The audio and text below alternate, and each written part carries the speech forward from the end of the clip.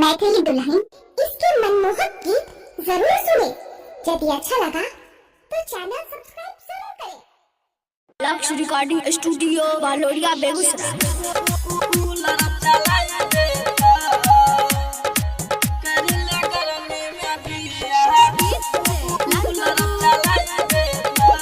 Singing by Divanshu Raja. गर्मी में बियाह कर लगे छौरी सैया कूलर चलाई देता। गर्मी में बियाह कर लगे छौरी सैया कूलर चलाई देता। सैया कूलर चलाई देता तोहर गर्मी भगाई देता। ऐसे जब खेलिए खूब कबड्डी सुन न बॉडी बनाई देता। के छौरी कर ले गर्मी में बियाह सैया कूलर चलाई देता। कूलर चलाई देता गर्मी में कूलर चलाई देता। लक्ष्य रिकॉर्डिंग स्टूडियो भालोड़िया बेगूसराय। गर्मी में बियाह कूलर चलाई देता।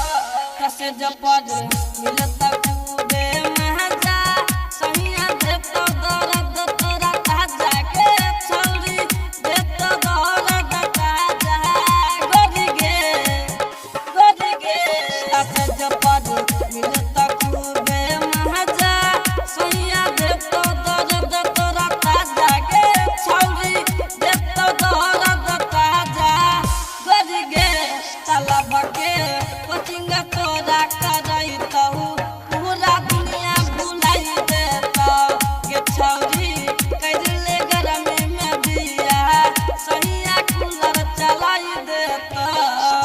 कूलर चलाई देता गर्मी में कूलर चलाई देता। लक्ष्य रिकॉर्डिंग स्टूडियो भालोड़िया बेगूसराय। गर्मी में बियाह कूलर चलाई देता। भीतर जाता कूलर वाला हवा कहियो लगता न तोरा कन दाबा गे छौरी लगता न कन दाबा गोरी गे